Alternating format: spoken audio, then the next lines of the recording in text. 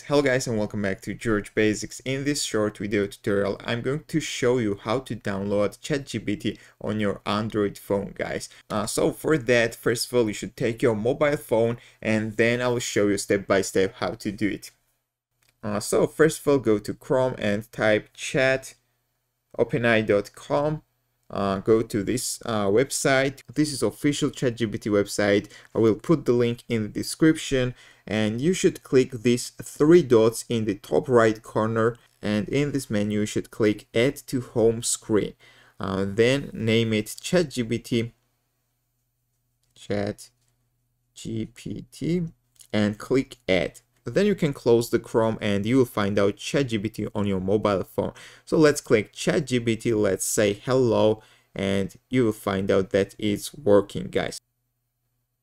So that's all. Thank you for watching. Don't forget to click the like buttons. Likes are super important for me, and don't forget to subscribe. See you in the next video.